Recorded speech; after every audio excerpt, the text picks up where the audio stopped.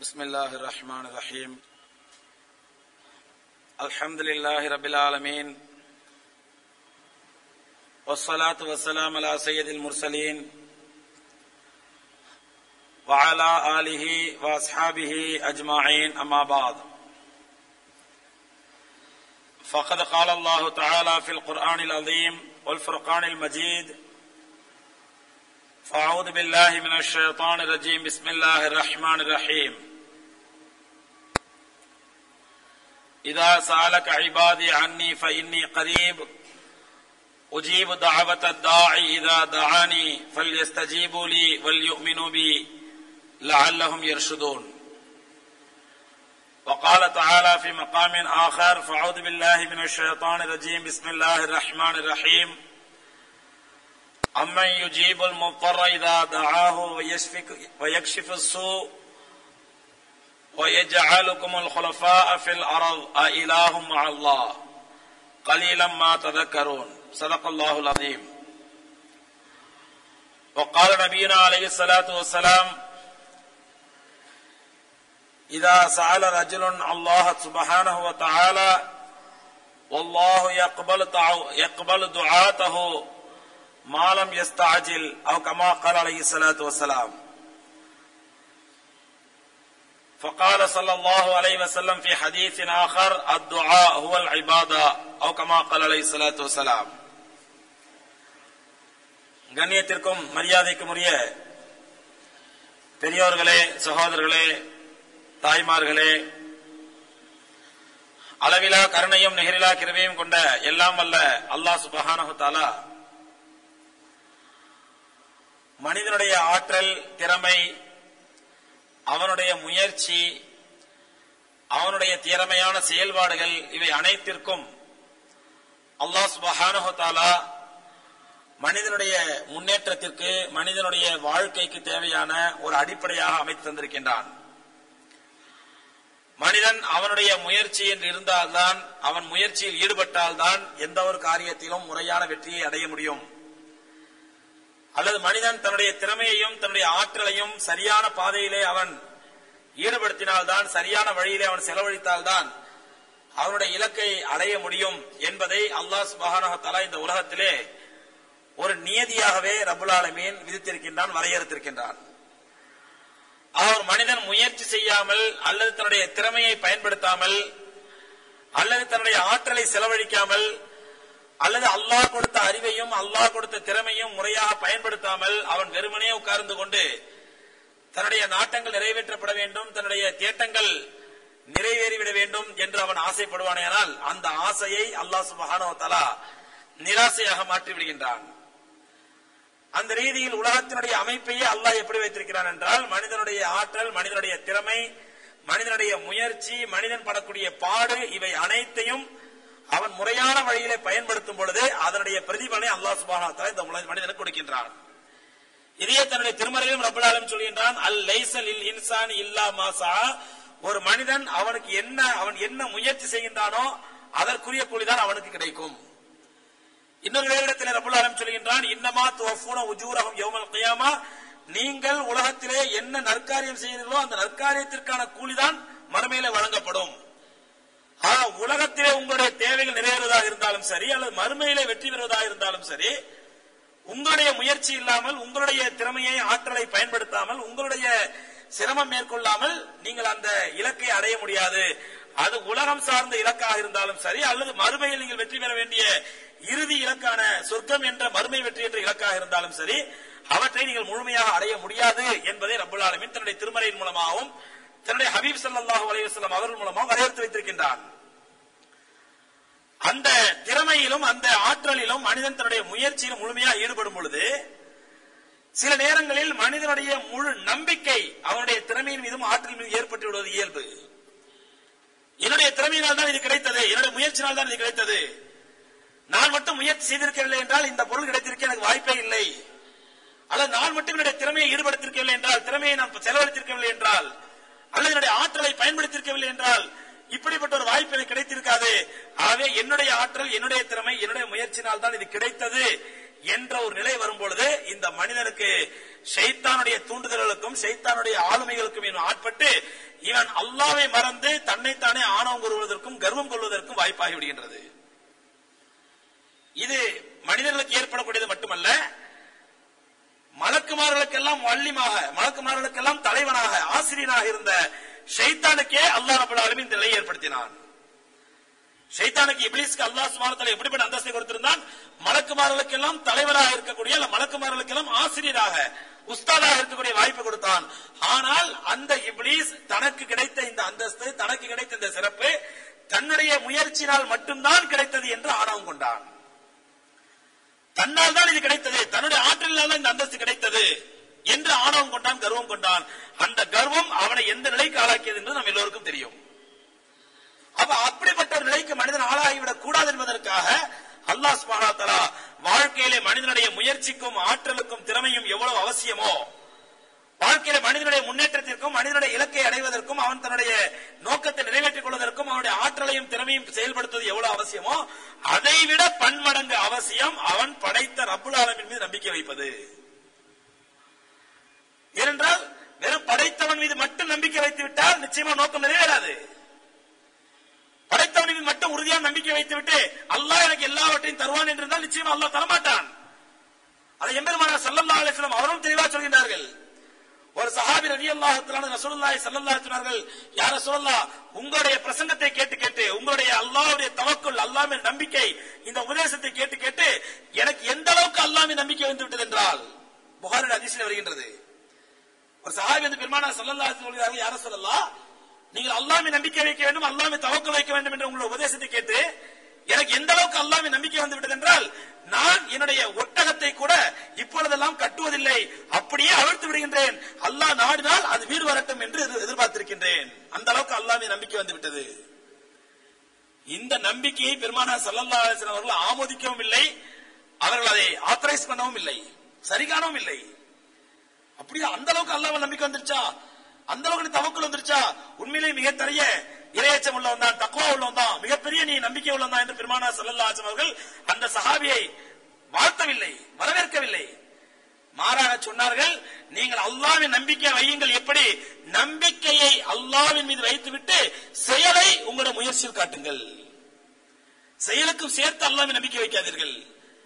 நம்பிக்கை என்பதுதான் அல்லாஹ் மீது தவிர, செயல் என்பது உங்களுடைய முயற்சியை வைத்து, உங்களுடைய திறமையை வைத்து. ஆகவே நம்பிக்கையை அல்லாஹ் மீது வைத்துவிட்டு ஒட்டகத்தை கயிற்றினால் கட்ட வேண்டிய முறைப்படி கட்டுங்கள், கட்டிவிட்டு நம்பிக்கை அல்லாஹ் மீது வைக்கிறது பெருமானார் ஸல்லல்லாஹு அலைஹி வஸல்லம் அந்த சஹாபிக்கு கற்றுக் கொடுத்தார்கள். இதிலிருந்து பெருமானார் ஸல்லல்லாஹு அலைஹி வஸல்லம் இந்த உம்மத்துக்கு சொல்லக்கூடிய ஒரு அற்புதமான விளக்கம் என்ன, ஒரு அற்புதமான அறிவுரை என்ன? நம்பிக்கை அல்லாஹ் மீது வைக்க வேண்டும், ஆனால் அந்த நம்பிக்கையினால் மட்டும் எதையும் சாதித்து விட முடியாது. நம்பிக்கையோடு சேர்த்து, அல்லாஹ்வுடைய தவக்குலோடு சேர்த்து, அல்லாஹ் மீது இருக்கக்கூடிய உறுதியோடு சேர்த்து உங்களுடைய முயற்சிக்கும் உங்களுடைய ஆற்றலுக்கும் உங்களுடைய திறமைக்கும் முக்கியமான பங்குண்டு என்பதை பெருமானார் ஸல்லல்லாஹு அலைஹி வஸல்லம் வலியுறுத்துகிறார்கள். அருமை சகோதரர்களே, இது இரண்டுமே எப்படி என்றால், ஒன்றை விட ஒன்று கொஞ்சம் கூடிவிட்டாலும் வழிகட்டு போய்விடுவோம். நம்பிக்கை மட்டும் அதிகமாக கூடி முயற்சி குறைந்து விட்டாலும் ஒரு மூமின் இலக்கை அடைய முடியாது, வழிகிட்டு போய்விடுவான். அல்லது முயற்சி மட்டும் அதிகமாக கூடி நம்பிக்கை குறைந்து விட்டாலும் அவன் இலக்கை அடைய முடியாது, வழிகிட்டு போய்விடுவான். அப்படிப்பட்ட நிலையில்தான் எம்பெருமானார் ஸல்லல்லாஹு அலைஹி வஸல்லம் அவர்கள் இந்த மனித குலத்திற்கு அவனுடைய முயற்சி, அவனுடைய திறமை, அவனுடைய ஆற்றல் மீது அவன் எந்த அளவுக்கு முயற்சி செய்ய வேண்டுமோ, பாடுபட வேண்டுமோ, அந்த அளவுக்கு அல்லாஹ்வின் நம்பிக்கை வைக்க வேண்டும் என்பதற்காக தான் பெருமானார் ஸல்லல்லாஹு அலைஹி வஸல்லம் ஒரு தனிப்பட்ட இபாதத்தை கற்றுக் கொடுத்தார்கள். ஒரு தனிப்பட்ட செப்பரேட் ஒரு இபாதத், ஒரு வழிபாட்டை கற்றுக் கொடுத்தார்கள். எப்படி தொழுகை என்பது ஒரு இபாதத்தோ, நோன்பு என்பது ஒரு இபாதத்தோ, ஜகாத் என்பது ஒரு இபாதத்தோ, ஹஜ் என்பது ஒரு இபாதத்தோ, குர்ஆன் ஓதுவது, திலாவத் செய்வது, திக்ர் செய்வது, இதெல்லாம் எப்படி ஒரு தனிப்பட்ட இபாதத்தோ, அதே போன்று பெருமானார் ஸல்லல்லாஹு அலைஹி வஸல்லம் அவர்கள் ஒரு ஸ்பெஷல் இபாதத்தை கற்றுக் கொடுத்து சொன்னார்கள். அந்த இபாதத்தே, அந்த நற்காரியமே அதுதான் முக்கியமான இபாதத் என்று சொன்னார்கள், வழிபாடு என்று சொன்னார்கள். அதாவது எல்லா இபாதத்துகளுக்கும், தொழுகைக்கும், ஜகாத்துக்கும், ஹஜ்ஜுக்கும் எல்லாவற்றுக்கும் அடிப்படையானது இந்த இபாதத் என்று சொன்னார்கள். அது என்ன இபாதத்? துஆ என்று சொல்லக்கூடிய அல்லாஹ்விடத்தில் இறைஞ்சக்கூடிய இபாதத். துஆ கேட்பது என்று நாம் பேசுகின்றோமே, அந்த அல்லாஹ்விடத்தில் இறைஞ்சக்கூடிய இந்த துஆவை பெருமானார் ஸல்லல்லாஹு அலைஹி சொன்னார்கள், அத்-துஆ ஹுவல் இபாதா, துஆ கேட்பதுதான், அல்லாஹ்விடத்தில் கையேந்தி இறைஞ்சுவதுதான், அதுதான் இபாதத், அதுதான் வழிபாடு என்று சொன்னார்கள். இன்னொரு சொன்னார்கள், முஹுல் இபாதா, துஆ என்பது முஹுல் இபாதா. முஹ் என்பது எந்த ஒரு பொருளுக்குமே அதனுடைய அஸ்திவாரத்திற்கு அரபில முஹ் என்று சொல்வார்கள். அந்த பொருளை அஸ்திவாரம் என்று ஆங்கில கட்டிடத்திற்கு அஸ்திவாரம் என்று சொல்லுவோம். இதே போன்று எந்த ஒரு பொருளுக்குமே அதனுடைய அடிப்படை முக்கியமான உறுப்பு எதுவோ அதற்கு முக என்று சொல்வார்கள். பெருமானார் ஸல்லல்லாஹு அலைஹி சொன்னார்கள், இபாதத்துகளுடைய வழிபாடுகளுடைய முக்கியமான அடிப்படையே, முக்கியமான அஸ்திவாரமே துஆதான் என்று பெருமானார் ஸல்லல்லாஹு அலைஹி சொன்னார்கள். ஏன்? இந்த துஆவின் மூலமாகத்தான் மனிதனை அல்லாஹ் ரப்பல் ஆலமீன் ஆணவத்திலிருந்து பாதுகாக்கின்றான், செருக்கிலிருந்து பாதுகாக்கின்றான், தான் என்ற அகம்பாவத்திலிருந்து அல்லாஹ் பாதுகாக்கின்றான். அவனுடைய நம்பிக்கை, அல்லாஹ்வின் நம்பிக்கை முழுமையாக ஏற்படுவதற்கு இந்த துஆ மனிதனுக்கு வழிவகுத்து கொடுக்கின்றது. முயற்சி செய்கின்றோம், கஷ்டப்படுகின்றோம், பாடுபடுகின்றோம். அப்படி கஷ்டப்படும் பொழுது, பாடுபடும் பொழுது பெருமானார் ஸல்லல்லாஹு அலைஹி சொன்னார்கள், கஷ்டப்படுங்கள், முயற்சி செய்யுங்கள், பாடுபடுங்கள், உங்களுடைய திறமையும் ஆற்றலையும் பயன்படுத்துங்கள். ஆனால் அதே நேரத்தில் அல்லாஹ்விடத்திலும் முழுமையாக துஆ செய்யுங்கள், மனப்பூர்வமாக துஆ செய்யுங்கள். இந்த துஆ மூலமாக உங்களுடைய ஈமான் வளர்ச்சியடையும், அல்லாஹ் மீது தவக்குல் வளர்ச்சியடையும். உங்களுக்கு நீங்களே ஷைத்தான் உங்களை வழிகெடுத்து விடாமல், செருக்கிலிருந்தும் ஆணவத்திலிருந்தும் தான் என்ற அகம்பாவத்திலிருந்தும் ஷைத்தான் உங்களை வழிகெடுத்து விடாமல் இந்த துஆ உங்களை பாதுகாக்கும். அன்பு சகோதரர்களே, துஆ தானே, அதுல நமக்கு தெரியாத எப்படி செய்யணும்னு சொல்லி துஆ நம்ம எல்லாரும் கேட்டுட்டு இருக்கிறோம். வேலை கேட்கிறோம், அல்லாஹ் தொழுகைக்கு மேல துஆ கேட்கிறோம், மத்த நேரங்களில் கேட்கிறோம், இல்ல மஜ்லிஸ்ல துஆ கேட்கிறோம், இல்ல ஹஸரத் வச்சு ஃபாத்திஹா ஓதி அதன் மூலமா துஆ கேட்கிறோம். எவ்வளவு துஆக்கள் கேட்டுக்கொண்டிருக்கின்றோம். ஆனால் வெளிப்படையாக சொல்ல வேண்டும் என்றால், எம்பெருமானார் ஸல்லல்லாஹு அலைஹி வஸல்லம் அவர்கள் அல்லாஹ்வை கேட்பதற்கென்று ஒரு வழிமுறை கற்றுக் கொடுத்தார்கள். அல்லாஹ்விடத்தில் இறைஞ்சுவதற்கென்று ஒரு வழிமுறை கற்றுக் கொடுத்தார்கள். நம்ம எத்தனை பேர் அந்த வழிமுறையை பின்பற்றி பெருமானார் ஸல்லல்லாஹு அலைஹி வஸல்லம் அவர்கள் சொல்லி தந்த முறைப்படி அல்லாஹ்விடத்தில் இறைஞ்சுகிறோம் என்பதை நம்மை நாமே உரசி பார்த்துக் கொள்ள வேண்டும், ஆராய்ந்து பார்த்துக் கொள்ள வேண்டும். எத்தனை பேர் முறையா அல்லாஹ்விடத்தில் துஆ செய்கின்றோம்? இன்னும் நம்ம பல பேர் அங்காளைப்பது எப்படி என்றால், ஹஸரத் நாங்கள் துஆ கேட்டு கேட்டு பார்க்கிறோம், எங்கள் துஆ கபூலாகிறதே இல்லை, நிறைவேறதே இல்லை. காரணம் என்ன? என்னைக்கு அதை யோசிச்சோமா?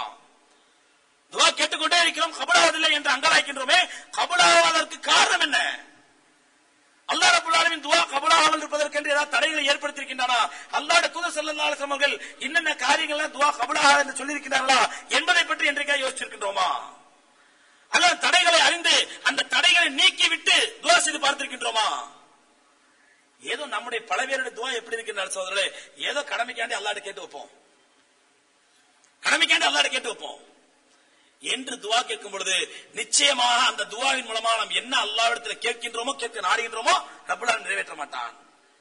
கடமைக்கான ஒரு ஃபார்மாலிட்டிக்காண்டி எப்படி மந்திரியிடத்திலே மனு கொடுப்பது ஒரு ஃபார்மாலிட்டியோ, அந்த ஃபார்மாலிட்டியை போன்று நீங்கள் மந்திரியிடத்திலே மனு கொடுப்பதை போன்று நீங்கள் கொடுத்தால் அந்த மனுவை ஃபார்மாலிட்டிக்காக பெற்றுக்கொள்வது மந்திரியுடைய கடமை. அதை ஃபார்மாலிட்டிக்காக அவர் வாங்கிக் கொள்வார். ஆனால் அந்த மனுவின் மீது நடவடிக்கை எடுக்கப்படுமா? அது தெரியாது. நீங்கள் ஃபார்மாலிட்டிக்காக மந்திரிக்கு மனு கொடுத்தீர்கள், அவர் ஃபார்மாலிட்டிக்காக வண்டி குப்பையில போட்டு விட்டார், முடிந்து விட்டது. இப்படித்தான் நம்முடைய துஆக்கள் இருக்கின்றன. ஃபார்மாலிட்டிக்காக மந்திரியிடத்தில் மனு கொடுப்பதை போட்டுதான் நாம் அல்லாஹ்விடத்தில் கேட்கக்கூடிய துஆக்கள் இருக்கின்றன. இல்லை என்றால் எம்பெருமானார் ஸல்லல்லாஹு அலைஹி வஸல்லம் அவர்கள் துஆவுக்கென்று சில நிபந்தனைகள் விதித்தார்கள். என்ன நிபந்தனை? முதல் நிபந்தனை, துஆ கேட்பதற்கு முன்பாக ஒரு மூமினிடத்திலே உறுதியான நம்பிக்கை இருக்க வேண்டும். என்ன நம்பிக்கை? நான் கேட்கக்கூடிய துஆவை ரப்பல் ஆலமீன் நிச்சயமாக நிறைவேற்றுவான் என்ற நம்பிக்கை இருக்க வேண்டும். நிறைவேற்றும் முறை எப்படி? அது 3 விதம். அதான் கடைசியா சொல்றேன். நாம் கேட்கக்கூடிய துஆ ரப்பல் நிச்சயம் நிறைவேற்றுவான். நிறைவேற்றுவது 3 வழியில் அல்லாஹ் நிறைவேற்றுவான். அதை பெருமானார் ஸல்லல்லாஹு அலைஹி வஸல்லம் சொல்லியிருக்கிறார்கள். ஆக நாம் நம்முடைய நம்பிக்கை என்ன இருக்க வேண்டும்? நிச்சயமாக நாம் கேட்கக்கூடிய துஆவை அல்லாஹ் நிறைவேற்றுவான், கபூல் செய்வான்.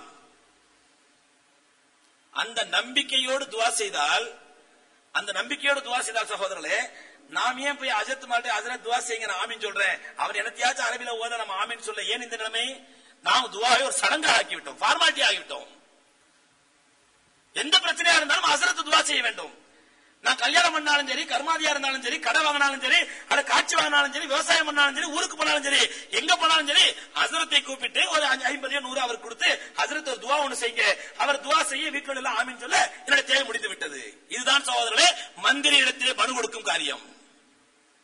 இந்த துஆ எப்படி கபூலாகும்? ஒரு ஃபார்மாலிட்டிக்காக யாரே ஒருத்தரை கூட துஆ செய்யுங்கன்னு சொல்றதோ, அவர் துஆ செய்ய நம்ம பக்கத்துல ஆமீன் சொல்றதோ, அது எப்படி துஆ கபூலாகும்? நம்முடைய தேவைக்காக நாம் நம்பிக்கை வைத்து நாம் மனமுருகி ரப்பல் ஆலமீனை கொடுத்துத்தான் தீர வேண்டும் என்ற நம்பிக்கையோடு கேட்காதவரை நம்முடைய துஆ எப்படி கபூலாகும்? ஆனா இன்னைக்கு நம்முடைய துஆக்கெல்லாம் அப்படித்தான் இருக்குது. எப்படி சொன்னா, வீட்டுல கல்யாணமா இருந்தாலும் சரி, அல்லது ஏதாவது மௌத்தா இருந்தாலும் சரி, நல்ல காரியமா இருந்தாலும் கெட்ட காரியமா இருந்தாலும் சரி, கடை திறக்கிறதா இருந்தா கூட அங்க ஒரு 2 ஃபஜ்ர் 2 ரக்காத் தொழுவோம், அல்ல கடையை திறந்து 2 ரக்காத் தொழுவோம், அல்லாஹ்ட்ட கேட்போம். அந்த மென்னம் இல்ல, யாராவது அஜரத்தை கூப்பிடுறோம், ஒரு ஃபார்மாலிட்டி ஒரு ஃபாத்தியா ஓதணும், அங்க ஒரு சக்கரையை கொடுக்கணும், கடையை ஆரம்பிச்சிட வேண்டியதான், முடிஞ்சு போச்சு. ஆனா நம்ம எதிர்பார்ப்பது என்ன? என்னுடைய கடையில் அடுத்த நிமிடத்திலிருந்து பரக்கத்துகள் கொட்டோ கொட்டென்று கொட்ட வேண்டும். எப்படி கொட்டும்? சொல்றோம், நான் துவா கேட்கவில்லையே. மந்திரத்தில் ஃபார்மாலிட்டிக்கான மனு கொடுத்திருக்கோம், அந்த மந்திரி ஃபார்மாலிட்டிக்கான குப்பையை தூக்கி போடுற மாதிரி அந்த துவா குப்பைக்கு தான் செல்லும். ஆகவே துவாவினுடைய அடிப்படை நோக்கம் என்னவென்றால் சகோதரர்களே, நாம் அல்லாஹ்விடத்திலே மனமுருகி கேட்க வேண்டும். நிச்சயமா ரப்பல் ஆலமீனே நீ தான் நிறைவேற்ற முடியும், நீ இல்லை என்றால் இந்த துவாவை யாரால் நிறைவேற்ற முடியும்? நீ நிறைவேற்றித்தான் தீர வேண்டும். உரிமையோடும் அல்லாஹ்விடத்தில் கேட்க வேண்டும், நிறைவேற்றி தீர்வான் என்ற உணர்வோடும் அல்லாஹ்விடத்தில் கேட்க வேண்டும். இதுதான் துவாவுடைய முதல் நிபந்தனை. நான் துவா கேட்கும் பொழுதே அல்லாஹ்ட்ட கேட்டு வைப்போம், அல்லாஹ் தந்தா சரி, இல்லைன்னா வேற வழியை பார்ப்போம் என்று இருந்தால் நிச்சயமா அந்த துவா கபூல் ஆகாது. பெருமானார் ஸல்லல்லாஹு அலைஹி வஸல்லம் சொல்றாங்க. முதல் நிபந்தனை நமக்கு துவாவில் ஏற்படக்கூடிய நம்பிக்கை, ரப்பல் ஆலமீன் துவாவை நிறைவேற்றிய தீர்வான் என்ற உறுதி, நிச்சயமா ரப்பல் ஆலமீன் கபூல் செய்வான். இரண்டாவது நிபந்தனை சகோதரர்களே, பெருமானார் ஸல்லல்லாஹு அலைஹி வஸல்லம் நாம் உண்ணும் உணவும் உடுத்தும் ஆடையும் நாம் நம்முடைய உடல் வளர்ந்த விதமும் ஹலாலான வழியில் இருக்க வேண்டும். ஹலாலான வழியில் இருக்க வேண்டும். நாம் உண்ணக்கூடிய உணவு ஹலாலான வழியில் சம்பாதித்த பணமாக இருக்க வேண்டும். உடுத்தும் உடை ஹலாலான வழியில் சம்பாதித்த உடையாக இருக்க வேண்டும். எம்பெருமானார் ஸல்லல்லாஹு அலைஹி வஸல்லம் சொன்னார்கள், ஒரு பிரயாணத்தில் இருக்கக்கூடிய ஒரு பிரயாணி அழுக்கு படிந்த நிலையிலே பார்ப்பதற்கு பரிதாபமாக பங்கரை குளத்தில் இருக்கும் பொழுது அவர் செய்யக்கூடிய துஆவை அல்லாஹ் உடனே கபூல் செய்வான். பெருமானார் ஸல்லல்லாஹு அலைஹி வஸல்லம் சொன்னாங்க. ஆனால் எத்தனையோ பிரயாணிகள் அழுக்கு படிந்த நிலையிலே பரட்டை குளத்திலே பங்கரை குளத்திலே யா ரப்பி யா ரப்பி என்று கதறுவார்கள். பெருமானார் ஸல்லல்லாஹு அலைஹி வஸல்லம் சொன்னாங்க, யா ரப்பி யா ரப்பி என்று கதறுவார்கள், ரட்சகனே ரட்சகனே ரப்பல் ஆலமீன் என்று கதறுவார்கள். லம் யஸ்தக்பல் துஆஹு, அவருடைய துஆ ஒருபோதும் ஏற்றுக்கொள்ளப்பட மாட்டாது. லி அன்ன தஆமஹு ஹராம் வ லிபாஸுஹு ஹராம், ஏனென்றால் அவன் உண்ணும் உடை ஹராமான உணவா இருக்கும், அவன் உண்ணும் உணவு ஹராமான உணவா இருக்கும், அவன் உடுத்தும் உடை ஹராமான உடையாக இருக்கும். அதனால் அவன் செய்யும் துஆவை அல்லாஹ் கபூல் செய்ய மாட்டான். ஃபஅன்னா யஸ்தஜீப், நபி ஸல்லல்லாஹு அலைஹி வஸல்லம் கேக்குறாங்க, ஃபஅன்னா யஸ்தஜீப், எப்படி அவருடைய துஆ கபூல் ஆகும்? ஆக துஆ கபூலாவதற்கு இரண்டாவது நிபந்தனை, நாம் உண்ணும் உணவும் உடுத்தும் உடையும் 100% ஹலாலாக இல்லாதவரை சகோதரர்களுடைய துஆக்கள் ஏற்றுக்கொள்ளப்பட மாட்டாது. இங்கே நாம் சிந்திக்க வேண்டும். நாம் ஒவ்வொரு இடங்களில் உணவு உண்ணும் பொழுதும், ஒவ்வொரு உடைகளை உடுத்தும் பொழுதும், அல்லது ஒரு நண்பர் ஒரு விருந்து கொடுக்கும் பொழுதும், அல்லது ஒரு நண்பர் ஒரு டீ வாங்கி கொடுக்கும் பொழுதும், அல்லது ஒரு பிஸ்கட் வாங்கி தரும் பொழுதும், அல்லது ஒரு டிஃபன் வாங்கி தரும் பொழுதும், நாம் எத்தனை இடங்களில் சாப்பிடுகின்றோமே, எல்லா இடங்களிலும் நாம் யோசித்து சாப்பிடுகின்றோமா? இந்த நண்பர் எனக்கு டீ வாங்கி தருகின்றாரே, இவர் வாங்கி தரக்கூடிய டீ ஹலாலான டீயா? இவர் ஹலாலான வருமானத்தில் ஈட்டக்கூடியவரா? அவருடைய டீயை வாங்கி நாம் குடித்தால் நமக்கு இது ஹலாலாகுமா என்று நம்ம எத்தனை பேர் யோசித்து அந்த டீயை குடிக்கின்றோம்? பல வருடங்களுக்கு முன்பாக பார்த்த நண்பர், அவர் நமக்கு ஒரு உணவு வாங்கி தருகிறார், ஒரு டிஃபன் வாங்கி தருகிறார். சாப்பிடுவதற்கு முன்பாக என்னைக்காவது யோசிக்கின்றோமா, இவர் சம்பாதிக்கக்கூடிய வழி சரியான வழியா? இவர் ஹலாலான வழியில் வேலை செய்கின்றாரா, ஹலாலான வழியில் வருமானம் ஈட்டுகின்றாரா, அல்ல ஹராமான வழியில் ஈட்டுகின்றாரா? இவர் என்ன வியாபாரம் செய்கின்றார், என்ன தொழில் செய்கின்றார்? நாம் என்று யோசித்து அந்த உணவை உண்ணாதவரை சகோதரர்களே, சீர்தூக்கி பார்த்து அந்த உணவை உண்ணாதவரை அந்த உணவு முழுமையான ஹலால் ஆகாது. இதெல்லாம் போய் பார்த்துட்டு இருக்க முடியுமா சார்? ஒவ்வொருத்தர் வியாபாரத்தை துருவி பார்த்துட்டு இருக்க முடியுமா? ஏதோ டீ வாங்கி கொடுக்குறாரு, ஒரு பிஸ்கட் வாங்கி தராரு, இது சாப்பிடுறதுக்கு முன்னாடி உன்னோட இன்கம் டாக்ஸ் லிஸ்ட் பூரா காட்டு, உன்னோட வருமான அக்கௌண்ட் பூரா காட்டு, நான் அதெல்லாம் பார்த்து டீ சாப்பிட சொல்ல முடியுமா? அருமை சகோதரர்களே, உருதுல பழமொழி சொல்வார்கள், தூஹி நச்சாஹே தோ பாத்தே ஹஸார் ஹே, உனக்கே விருப்பம் இல்லை என்றால் 1000 சாக்கு போக்குகள் சொல்லலாம். நமக்கு விருப்பம் என்று முடிவு செய்து விட்டால் என்ன வேணாலும் செய்யலாம், எதையும் தாங்கிக் கொள்ளலாம், சகித்துக் கொள்ளலாம். நமக்கு விருப்பமில்லை என்று முடிவு செய்து விட்டால் அதற்கு என்ன காரணம்னா எத்தனை சாக்கு போக்கலாம் சொல்லிக் கொள்ளலாம். ஆகவே ஒருத்தர் தெரிந்தவரை பிரச்சனை இல்லை, ஆனால் நமக்கு சந்தேகம் என்று ஏற்பட்டு விட்டால் சகோதரர்களே, இது என்ன செய்யறாரு தெரியலையே, என்ன வியாபாரம் பண்றாரு தெரியலையே, இவர் நமக்கு டீ வாங்கி தராரு என்ற சந்தேகம் வந்து விட்டால் தவிர்த்துக் கொள்வதுதான் ஒரு தக்வாவுக்கு ஏற்றது. எம்பெருமானார் ஸல்லல்லாஹு அலைஹி வஸல்லம் அல் ஹலாலு பையன் வல் ஹராமு பையன் வ பைனஹுமா முஷ்தஹிபியாத், இது ஹலால் என்பது தெளிவாகிவிட்டது, ஹராம் என்பது தெளிவாகிவிட்டது, இரண்டுக்கும் நடுவிலே சந்தேகத்திற்கிடமான விஷயங்கள் இருக்கின்றன சொல்லிவிட்டு பெருமானார் ஸல்லல்லாஹு அலைஹி வஸல்லம் தக்வாவுக்கு உகந்தது என்ன தெரியுமா? இது போன்ற சந்தேகத்திற்கிடமானவற்றை தவிர்த்துக் கொள்வதுதான் தக்வாவுக்கு ஏற்றது. அப்படிப்பட்ட தக்வாவை மேற்கொள்ளும் பொழுதுதான் நாம் செய்யக்கூடிய துஆ அல்லாஹ்விடத்தில் கபூல் ஆகும். ஆக முதல் நிபந்தனை, அல்லாஹ்வை முழுமையான நம்பிக்கையோடு துஆ செய்ய வேண்டும். இரண்டாவது நிபந்தனை, நாம் நம்முடைய உணவு நம்முடைய உடை அனைத்தும் ஹலாலா இருக்க வேண்டும். மூன்றாவது நிபந்தனை பெருமானார் ஸல்லல்லாஹு அலைஹி சொன்னார்கள், துஆ கேட்கும் பொழுது எந்த காரணத்தை கொண்டும் அவசரப்படக்கூடாது. நாம் என்ன நினைக்கிறோம்டா, நான் தொழுது துஆ செஞ்சேனா கடைக்கு போறதுக்குள்ளே அங்க 4 கஸ்டமர் ரெடியா நிக்கணும் நினைக்குங்க. நான் துஆ கேட்டா பள்ளியை விட்டு வெளியே போகும்போது துஆ கபூலாக வேண்டும். யாரெல்லாம் என்ன பணக்காரர் ஆக்கின்னு துவா செஞ்சோம்டா, துவா செஞ்சு திருப்பி பாக்குறதுக்குள்ள என்னுடைய வலது பாக்கெட்ல 4 தங்க காயின்ஸும் இடது பாக்கெட்ல 5 தங்க காயின்ஸும் ரெடியா வந்து இருக்கணும் என்று நம்முடைய அவசர புத்தியை துவாவிலே காட்டுகின்றோம். எம்பெருமானா ஸல்லல்லாஹு அலைஹி வஸல்லம் ஒரு அடியான் அல்லாஹ்விடத்திலே துவா செய்யும் பொழுது வ யுஸ்தஜாபு துஆஹு மாலம் யஸ்தஅஜில், எதுவரை அவன் அவசரப்பட மாட்டானோ அதுவரை அவன் கேட்கக்கூடிய துவா நிச்சயமா அல்லாஹ்விடத்தில் கபூலாகும். நபி ஸல்லல்லாஹு அலைஹி சொன்னாங்க. மூன்றாவது நிபந்தனை, துவாவிலே அவசரம் காட்டக்கூடாது, அவசரப்படக்கூடாது. நான் கேட்டது கேட்டபடி இப்பே நடக்கணும், நான் நினைச்சது நினைச்சபடி இப்பே நடக்கணும் என்று மனிதன் அவசர புத்தினால் தான் பார்க்கிறான். துவா கேட்டு கேட்டு பார்க்கிறான். அந்த துவாவை நிச்சயமா ரப்பல் ஆலமீன் கபூல் செய்வான். நான் சொன்னேன் 3 விதத்தை அல்லாஹ் கபூல் செய்வான் எப்படிங்கறத சொல்றேன். ஆனால் அப்படி கபூல் செய்வதற்கு முன்பாகவே மனுஷன் தன்னுடைய அவசர புத்தினால என்ன பண்ணிரான்னு சொன்னா, துவா கேட்டு பார்த்தா சார் வேற வழியே இல்ல யோசிக்கிறான். இப்ப அவனுடைய எதிரியான ஷைத்தான் வருவான். ஷைத்தான் வந்து கேட்பான், டேய் நீ அல்லாஹ்ட்ட மட்டும் கேட்டா பத்தாதுப்பா, பக்கத்திலே பாவா இருக்கார் அவட்டி போய் கேளு. ஷைத்தான் போடுவான் உள்ளத்துல, நீ அல்லாஹ்ட்ட மட்டுமே கேட்டு என்னத்த சாதிச்ச, அல்லாஹ்ட்ட மட்டுமே கேட்டு என்னத்த சாதிச்ச, அல்லாஹ்ட்ட மட்டும் கேட்காத நடக்காது, கொஞ்சம் பாவாட்டையும் கேளு, பாவா ரெக்கமெண்ட் பண்ணோம் அப்பதான் அல்லாஹ் தருவான்னு சொன்ன உடனே இவன் தன்னுடைய ஈமானை இழந்து மரணித்தவருடைய கபறுகளிலும் தர்காக்களிலும் கேவலப்பட்டு வெட்கமில்லாமல் கையேந்தி இருக்கின்றான். பாவாவே நீங்களும் தாங்க அப்படின்ட்டு. ஏன் இவனுடைய அவசர புத்தி? அல்லாஹ்ட்ட கேட்டு பார்த்தேன், அல்லாஹ் தரல, உடனே பாவாட்ட போய் கேட்போம். அங்கேயும் நடக்கலையா, உடனே ஷைத்தான் அடுத்த ஷிர்க்குக்கு அழைத்து செல்வான். எப்படி? இந்த பாரு, இது பாவாட்ட மட்டும் கேட்டா பத்தாது, இன்னொரு காரியம் ஒன்று செய்யணும். என்ன செய்யணும்? ஏனென்றால் இவன் தன்னுடைய பித்தம் எந்த அளவுக்கு தலைக்கேறி விட்டது என்றால், எண்ணத்தை தின்றால் பித்தம் களையும் என்று அழைகின்றான் இவன். இவன் உலகத்திலே பேராசையும் உலகத்திலே மோகமும் எந்த அளவுக்கு தலைக்கேறி விட்டது என்றால், எந்த அளவுக்கு இவன் அவசர புத்திக்காரனா இருக்கிறான் என்றால், எண்ணத்தை தின்றா பித்தம் களையும், நான் எதை வேணாலும் செய்ய தயார், என் தேவை நிறைவேறணும். அல்லாஹ்ட்ட கேட்டு பார்த்தேன் நடக்கலையா, அடுத்து ஷிர்கா இருந்தாலும் பரவாயில்லை, அல்லாஹ்வுக்கு இணை வைக்கக்கூடிய பெரும்பாவமாக இருந்தாலும் பரவாயில்லை, கபர்களிலும் தர்காக்களிலும் பாவாக்களிலும் கேட்டனா அப்போ நடக்கலையா, அடுத்து 3வது ஷைத்தான் அழைத்து செல்கின்றான். யார் எங்கிடத்திலே, யாரிடத்திலே? இது மட்டும் பத்தாதுப்பா, பாவாட்ட மட்டும் கேட்டா பத்தாது, கொஞ்சம் ஜோசியக்காரன் போய் ஜோசியம் கேளு. போறான், கிளி ஜோசியம், எலி ஜோசியம், பாவா, தங்கல், பால் கிதாபு, மோர் கிதாபு, எத்தனை கிதாபு இருக்குதோ அத்தனை கிதாபுகளும் ஜோசியம் பார்க்கின்றான்.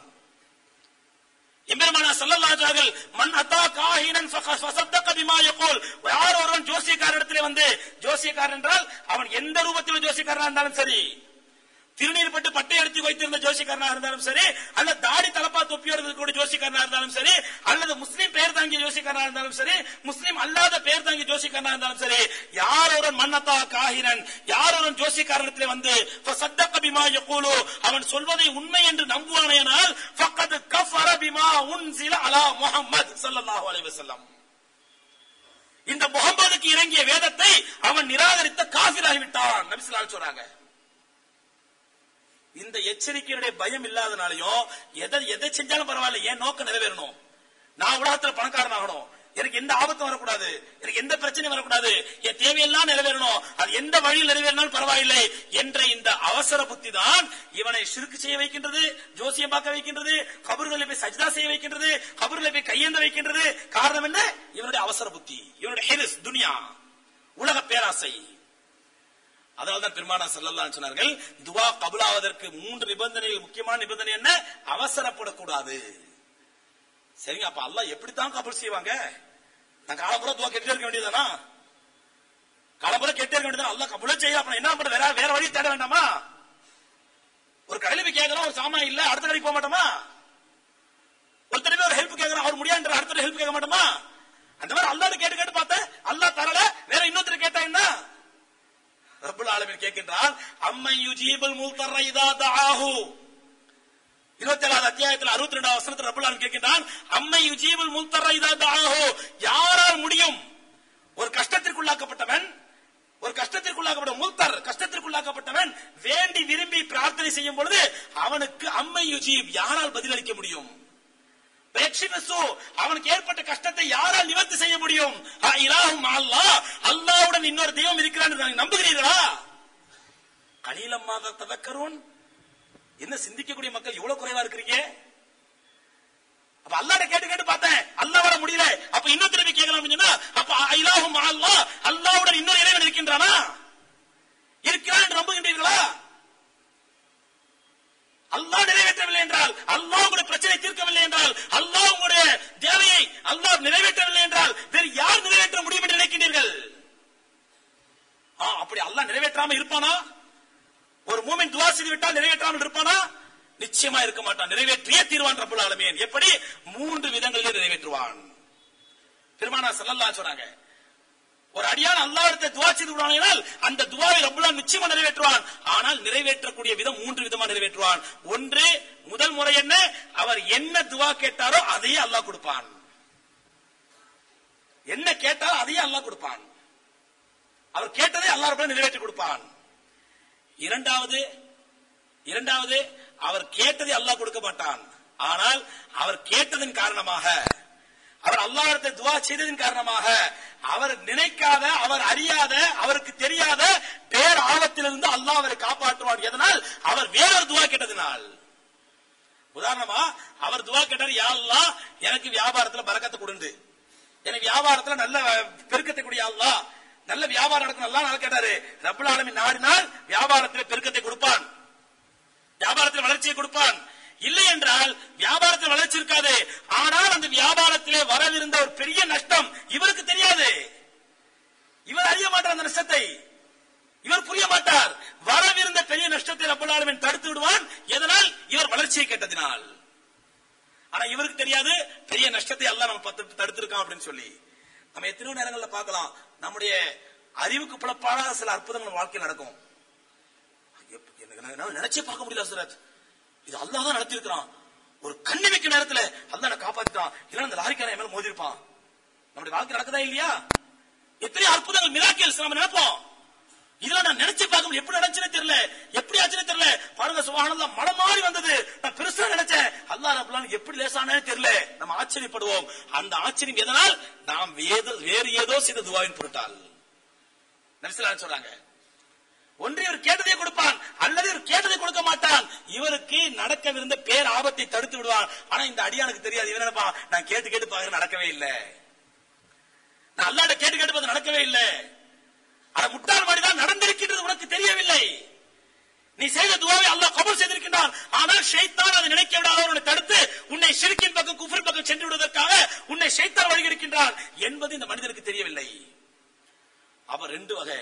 3வது வகை நபி ஸல்லல்லாஹு அலைஹி சொல்றாங்க, சில சமயங்களில் அவர் கேட்டதையும் அல்லாஹ் கொடுக்க மாட்டான், அவருக்கு வர இருந்த ஆபத்தையும் அல்லாஹ் தடுக்க மாட்டான். மாறாக அவர் துஆ செய்தார் என்ற ஒரே காரணத்திற்காக அவர் அதற்கான பலனை, நற்கூலியை அல்லாஹ் மறுமையிலே அவருக்கு தயாரித்து வைத்திருப்பான். சரிங்க, இதுல எது நமக்கு ஏற்றது என்பது யாருக்கு தெரியும்? நம்ம கேட்டதையே நமக்கு தர்றது சிறந்ததா, அல்லது கேட்டது கிடைக்க வேண்டாம் வேற ஏதோ இருந்த ஆபத்தை தடுப்பது சிறந்ததா, அல்ல ரெண்டுமே வேண்டாம் மறுமையில நமக்கு கூலி தருவது சிறந்ததா? எப்படி நமக்கு தெரியும்? எது சிறந்த நமக்கு எப்படி தெரியும்? இதைத்தான் ரப்பல் ஆலமீன் சொல்கின்றான், அஸா அன் தக்ரஹு ஷையன் ஃபஹுவ கைருல் லக்கும். நீங்கள் ஏதாவது ஒன்றை வெறுப்பீர்கள், இது வேண்டாம் என்று, ஆனால் அதுதான் உங்களுக்கு கைராக இருக்கும். வஅஸா துஹிப்பு ஷையன் ஃபஹுவ ஷர்ருல் லக்கும். இது வேண்டும் என்று விரும்புவீர்கள், அது உங்களுக்கு தீங்காக இருக்கும். வல்லாஹு யஅலமு அன்தும் லா தஅலமூன். உங்களுக்கு கெட்டது எது நல்லது என்பது படைத்த ரப்பல் ஆலமீனுக்கு தான் தெரியும், உங்களுக்கு தெரியாது. இதற்கு மேல் துஆவை கபூல் செய்வதற்கு என்ன விளக்க வேண்டும் சகோதரர்களே? ஆனா இன்னைக்கு நம்முடைய அவசர புத்தியின் காரணமாக, நம்முடைய பேராசையின் காரணமாக, நம்முடைய ஹிர்ஸின் காரணமாக ஏதோ துஆ கடமைக்காண்டி அல்லாஹ்ட்ட கேட்டு வைப்போம், கபூல் ஆயிட்டா சரி, இல்லன்னா வேற இடத்துல போய் கேட்போம், அங்க கேட்போம், இங்க கேட்போம் என்று கடைசியில மனுஷன் என்ன பண்றான்? எங்கேயாவது ஷைத்தான் இவன் வழி எடுக்கணும் முடிவு பண்ணிட்டான். இவனை வழி எடுத்து அல்லாஹ்வின் நம்பிக்கையை எடுத்து நரகத்தை கொண்டு போய் சேர்க்க வேண்டும் முடிவு செய்து விட்டான். அதனால என்ன சொன்னா, காக்கை உட்கார பணம் பல விழுந்த கதையாக அல்லாஹ்ட்ட கேட்டு கேட்டு பார்த்துட்டே இருப்பான். இவனுக்கு கிடைச்சிருக்காது, உடனே எங்காவது தர்காக்கு போவான், உன் நிறைவேறிடும். பாத்தியா, நீ போய் முட்டி முட்டி பார்த்து அல்லாஹ்ட்ட கிடைச்சதா? பாவாட்ட வந்தனாலதான் கிடைச்சது, அவ்வளவுதான் முடிஞ்சு போச்சு. இனி அல்லாஹ்வை விட பாவா தான் அவருக்கு பெரிதாக தெரிவார். இது ஷைத்தான் பாவங்கள் மூலமாக மட்டுமல்ல, பெரியோர்கள் மூலமாக மட்டுமல்ல, கபர்கள் மூலமாக மட்டுமல்ல, அவுலியாக்கள் மூலமாக மட்டுமல்ல.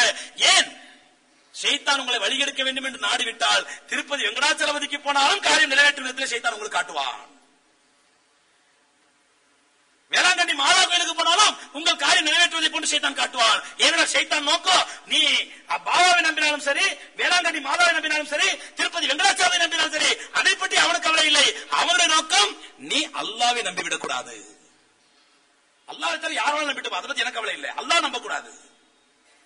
ஆகவே அருமை சகோதரர்களே, நம்முடைய துஆ அல்லாஹ்விடத்திலே இபாதத்தாக மாற வேண்டும் என்றால் நாம் செய்யக்கூடிய துவா அல்லாஹ்விடத்திலே ஒப்புக்கொள்ளப்பட வேண்டும் என்றால், அதற்குரிய இபாதத்துடைய நன்மை நமக்கு கிடைக்க வேண்டும் என்றால், எம்பெருமானார் ஸல்லல்லாஹு அலைஹி வஸல்லம் அவர்கள் கற்றுக் கொடுத்த இந்த ஒழுக்கங்களை எல்லாம் மனதில் கொண்டு நாம் அல்லாஹ்விடத்திலே துவா செய்யும் பொழுதுதான் அந்த துவா ஏற்றுக்கொள்ளப்படும். பெருமானார் ஸல்லல்லாஹு அலைஹி சொன்னாங்க, 2 நேரங்களிலே கேட்கப்படும் ஒரு துவா ஒருபோதும் அல்லாஹ்விடத்திலே மறுக்கப்படாது. ஒருபோதும் அல்லாஹ்விடத்திலே மறுக்கப்படாது. 2 நேரங்களில் கேட்கக்கூடிய துவா, ஒன்று துபர குல்லி மக்தூபாத், ஒவ்வொரு ஃபர்லான தொழுகைக்கு பிறகு கேட்கக்கூடிய துவா.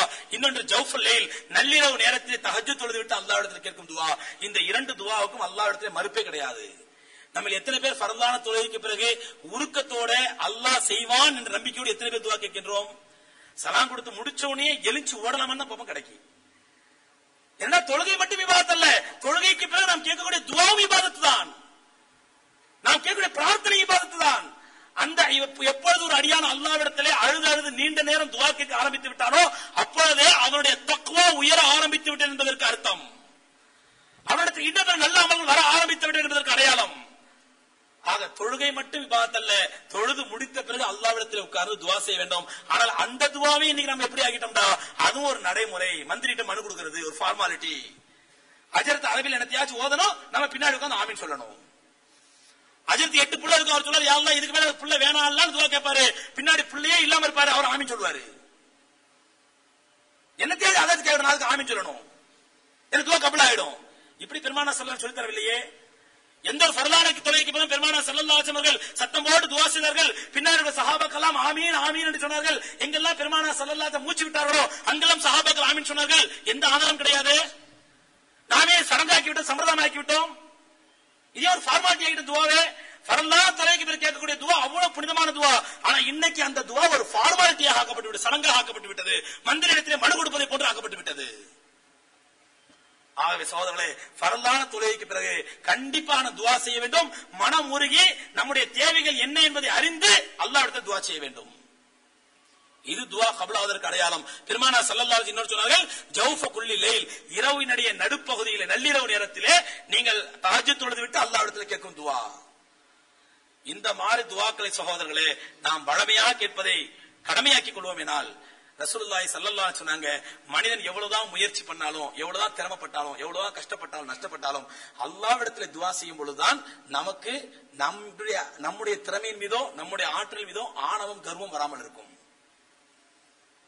அதான் ரசூலுல்லாஹி ஸல்லல்லாஹு அலைஹி வஸல்லம் ஹலானதி சொன்னாங்க, யார் ஃபர்லான தொழுகை முடித்த பிறகு அல்லாஹும்ம லா மானி அலிமா அதைத் வலா முஅத்தி லிமா மனஅத் வலா யன்ஃபாதல் ஜதி மின்கல் ஜத், ரப்பல் ஆலமீனே நீ எதை கொடுக்க நாடி விட்டாய் அதை யாராலும் தடுக்க முடியாது, எதை தடுக்க முடிவு செய்து விட்டாய் அதை யாராலும் கொடுக்க முடியாது, எந்த முயற்சியாளனுக்கும் உன்னுடைய தௌஃபீக் இன்றி உன்னுடைய நல்லொருள் இன்றி அவருடைய எந்த முயற்சியும் பலனளிக்காது என்ற இந்த துவாவை ஃபர்லான தொழுகைக்கு பிறகு வளமையாக ஓதி வந்தால் உங்களுடைய பாவங்கள் கடல் நுரையளவுக்கு இருந்தாலும் அல்லாஹ் மன்னிக்கின்றான் நபி ஸல்லல்லாஹு அலைஹி வஸல்லம் சொன்னாங்க. அந்த நம்பிக்கையை உள்ளத்தில் ஏற்படுத்துவதற்காக. ஆகவே அருமை சகோதரர்களே, துவாவை துவாவாக நிறைவேற்றுவோம். அல்லாஹ்விடத்தில் நாம் செய்யக்கூடிய துவா நமக்காக மட்டும் இருக்கக்கூடாது. பெருமானார் ஸல்லல்லாஹு அலைஹி சொன்னார்கள், ஒரு மூமின் மற்ற மூமினுக்காக துவா செய்யும் பொழுது அந்த மூமின்கள் செய்யக்கூடிய அனைத்து துவாவிலும் இவருக்கு அல்லாஹ் பங்களிப்பான். நாம் மற்றவங்களுக்காண்டி துவா செய்யும் பொழுது அவர்கள் செய்யக்கூடிய எல்லா நல்ல அமலும் நமக்கு ரப்பல் ஆலமீன் ஒரு பங்கு கொடுப்பான். அவர்களுக்காக செய்யக்கூடிய துவாவில அல்லாஹ் அவர்களுக்கு கிடைக்கக்கூடிய நன்மையை ஹைரை நமக்கும் தருவான். பெருமானார் ஸல்லல்லாஹு அலைஹி சொல்றாங்க. ஆகவே துவா கேட்பது என்பது ஒரு அருமையான இபாதத். அந்த இபாதத்தினுடைய முறை அறிந்து செயல் அறிந்து எப்படி துவா கேட்க வேண்டும், எப்படி துவா கேட்க கூடாது என்று தெரிந்து அந்த இபாதத்தை நிறைவேற்றும் பொழுது அது அல்லாஹ்விடத்தில் முழுமையான நன்மையையும் முழுமையான ஹைரையும் பெற்றுத்தரும் வல்ல ரப்பல் ஆலமீன். அப்படிப்பட்ட துவா செய்யக்கூடிய மக்களாகவும் துவா அங்கீகரிக்கப்படக்கூடிய மக்களாகவும் அல்லாஹ் நம் அனைவரையும் ஆக்கி அருள்வானாக. வாஹிரு தாவானா அல்ஹம்துலில்லாஹி ரப்பில் ஆலமீன். அஸ்ஸலாமு அலைக்கும் வரஹ்மத்துல்லாஹி தஆலா வபரகாத்துஹு.